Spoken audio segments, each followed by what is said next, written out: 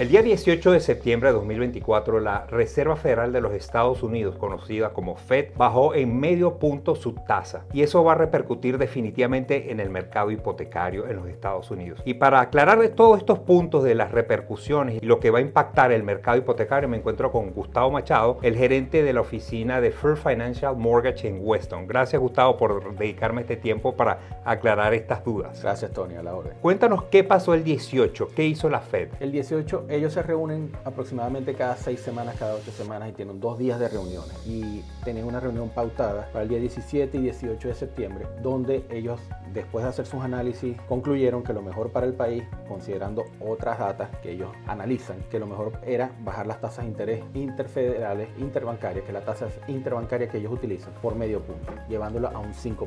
A un 5%. Y usualmente cuando hay estos cambios, ¿cuánto espacio y tiempo tarda para hacer cualquier otro cambio? Por lo general es algo que se siente en el nivel hipotecario antes. Ya, por ejemplo, 1 o 2 semanas antes se empezó a sentir confianza en que venía el bajón y entonces los inversionistas empezaron a reflejarlo. Un poquito a poco las tasas de interés se empezaron a ver afectadas un poquito menos. Hay una idea de que si ellos bajan medio punto quiere decir que las tasas de interés van a bajar medio punto y eso es falso. ¿Cómo funciona esa parte? Eso no es así. En el mercado hipotecario tienes que pensar que son inversionistas. Bancos inversionistas que hacen hipotecas y que tienen un producto que ellos venden después de que sean su cierre, tienen un producto que lo pueden estar vendiendo en distintos mercados. Entonces, como inversionistas, ellos quieren ver que su inversión está protegida. Entonces, ya cuando ellos saben que el Fed va a anunciar una baja, ellos empiezan a tomar un poco de confianza. Esa confianza la reflejan en la tasa de interés. Unos días antes ya se empezó a ver como los márgenes un poco más bajos que existían. El interés se compone de un índice y un margen. El índice está fijo, el margen es el que varía. Y ese margen va a variar dependiendo de la situación de cada quien. Por eso es que no siempre la gente cuando va a comprar, todo el mundo tiene el mismo interés, porque hay cosas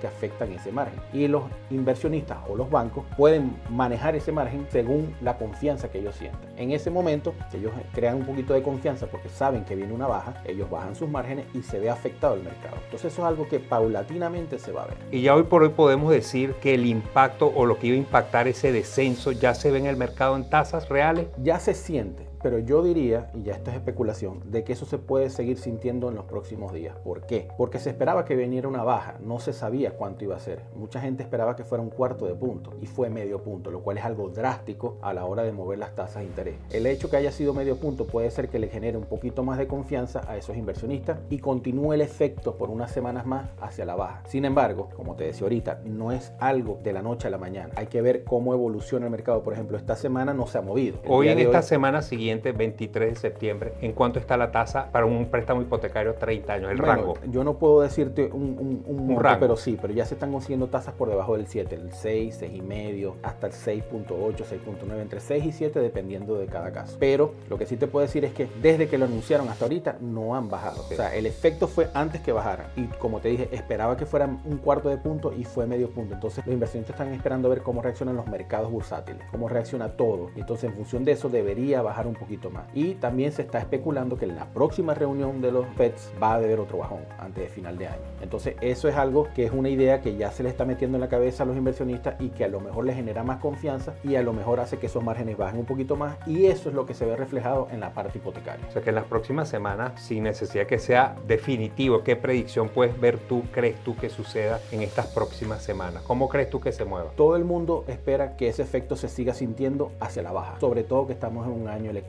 ¿Podemos ver tasas menores del 6? Pudiéramos ver tasas menores del 6 antes de final de año. Hay gente que ya la está ofreciendo. Menos del 6. Pero esa gente que lo está ofreciendo a lo mejor tiene un costo o es un producto interno de un banco. Y eso lo que te hace ver es que ya hay confianza en el mercado. Que cuando estaban en subida era porque había una desconfianza. Entonces ya ellos han considerado la tasa de desempleo, la inflación, todo eso. Y esto es una manera de contrarrestar eso, que es bajando las tasas de interés. Esto lo que quieren ellos es que al bajar las tasas de interés, que la gente en vez de tener el dinero guardado en el banco, lo ponga en la calle a circular. ¿Y has sentido tú desde esa expectativa de descenso, has sentido que se ha incrementado el volumen de solicitudes de crédito? Sí, por lo menos las preguntas, por lo menos la actividad se ha subido. El interés aumentó. El interés del público en general ha subido. Pero tengo que recordarte que nosotros estamos en un mercado que siempre es caliente para el real estate. El mercado del sur de la Florida siempre ha sido interesante. Entonces, cuando aquí, estos son números que se manejan a nivel nacional. Claro. Cuando en el país ha estado, a lo mejor sube un poquito, aquí sube mucho más. Así como cuando baja en el país un poquito, baja mucho más, tanto el interés como las tasas de interés, porque esas tasas de interés también tienen unos efectos que tú le puedes agregar y uno de ellos es el estado o el condado donde estás comprando o refinanciando. Y la tasa de interés para un préstamo a 15 años y 30, una versus la otra, ¿cuál tendría mejor tasa en estos momentos? Mira, curiosamente la historia dice que la tasa de interés a 15 años es menor, considerablemente menor comparada con la de 30 años. Y en este momento, es una cosa muy curiosa, están iguales. ¿Qué indica eso? Eso lo que indica es que antes el inversionista te daba un beneficio por pagarle antes y lo veían menos riesgoso, un préstamo a 15 años. Por eso era más bajo. Sí, por eso era más bajo. Yo pudiera interpretar que ahorita sencillamente para ellos es el mismo riesgo tener una hipoteca al 6,5% por 15 años que por 30 años. Sigue siendo un riesgo igual. Ok,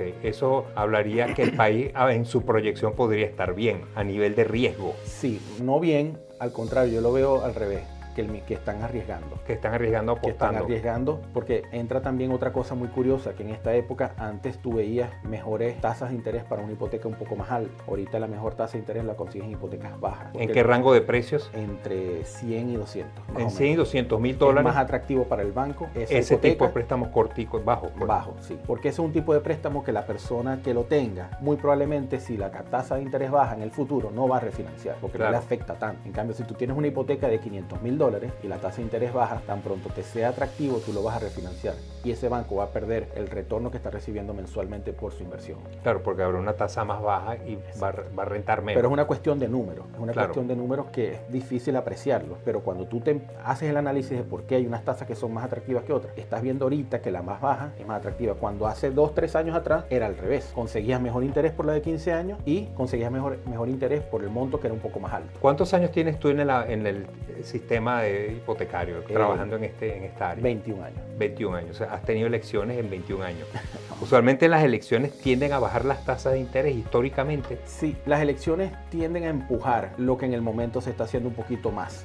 Me refiero, si quieren que la economía se refleje mejores números bancarios, mejores números financieros, pues entonces suben las tasas de interés. Si quieren que la economía refleje números más bajos de dinero circulando, entonces bajan las tasas de interés. Entonces depende de lo que la agenda política indique. Si hay una necesidad de momento, pues digamos que el efecto que yo he visto es que se intensifica la intención de la Casa Blanca, por llamarlo así. O sea que tú esperas en estos próximos días más solicitudes como ya las puedes estar teniendo, tal vez refinanciamientos, es probable. Sí, ya se empieza a hablar del término refinanciamiento que por 2 años no se habló. No se habló, o sea que ya está un punto en que la gente ya puede pensar en refinanciar, porque también refinanciar tiene un costo. Correcto. Y por más que el costo es menor cuando tú refinancias que cuando tú compras, sigue teniendo un costo. Y para el cliente internacional, ¿afecta también los préstamos? Sí, hasta el punto del cliente internacional donde los programas de ellos son solamente a través de ciertos inversionistas y ciertos bancos, hemos visto una reducción en las tasas de interés del cliente internacional antes del anuncio. Antes del anuncio ya habían bajado,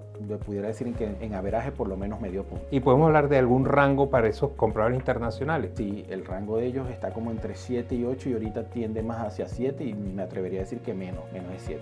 En estos días no he revisado, pero ya la semana pasada, hasta hace unos 10 días, ya había bajado medio punto ese programa. Claro, por eso hablo de la fecha para que es una fotografía del momento, puede cambiar adelante. Correcto. Y para el inversionista extranjero suramericano, los países que, por decirte, tienen buena pro con los Estados Unidos, ¿cuál es la inicial que ustedes requieren? En algunos casos se consigue 25% inicial mínimo, pero va a depender del banco y del producto que ellos estén adquiriendo. Si es una casa o si es un condominio. Hay programas financieros que si es un condominio es un poco más riesgoso y te piden el 30 o el 35%. Hay otros programas que no le importa, sino que te exigen la tasa de interés un poco más alta, porque es un factor más riesgoso, un condominio. Pero yo diría que con un 25 o un 30% se puede hacer una inversión y el programa de financiamiento de un extranjero, a diferencia de una persona residencial, tiene la tasa de interés un poquito más alta y por lo general se maneja un programa donde la tasa no es fija durante los 30 años. No todo el mundo tiene esa opción de tener la tasa fija durante 30 años, sino que lo más común es que te la dan fija por 3 o 5 o 7 años y después la tasa puede cambiar dependiendo cómo está el mercado, por esto mismo lo que estamos hablando. Te entiendo, ok. O sea, que tú recomendarías que esto es una buena oportunidad para iniciar un proceso de compra a través de un crédito hipotecario. Sí, yo creo que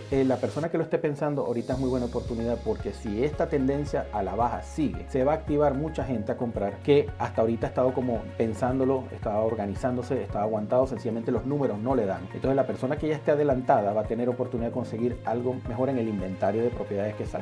Sigue habiendo un déficit de inventario. Entonces lo que yo le recomiendo a la persona es que que se active lo más rápido posible para no caer en una guerra de oferta. Correcto. Y perder cláusulas en el contrato interesantes para proteger al comprador. Ahorita hay una buena ventana Sí. antes que empiece la gente ya a activarse con todo esto. Sí, estamos hablando si las tasas siguen bajando. Por supuesto. Porque si llegan a los 5 y tantos por ciento, mucha gente ya se va a activar a comprar. La gente que no ha podido comprar en los últimos 2-3 años. Que la población sigue creciendo y el inventario está bajo. Y de esas cláusulas que me refiero yo son, por ejemplo, que ahorita todavía puedes negociar. Ver si haces una inspección y sale algo en la propiedad, tú lo puedes negociar. Correcto, todavía hay chance. Puedes negociar el precio, puedes negociar los términos. En un momento donde hay una guerra de ofertas, se pierden todas esas contingencias. Sí, ahorita hay un mercado más equilibrado y cuando hay un mercado de vendedores, el vendedor tiende a eliminar contingencias, lo cual el comprador en este momento puede obtenerla. Exacto. Y para un financiamiento nosotros queremos que tenga esas contingencias porque estamos protegiendo el colateral, que es como si estamos velando por los intereses del comprador también, como inversionista Por financiero. supuesto. Bueno, perfecto, Gustavo. Muchísimas gracias por darnos la actualidad financiera, hipotecaria de este mes de septiembre. Y bueno, veremos más adelante qué sucede y tal vez podamos tener otro encuentro contigo para avanzar con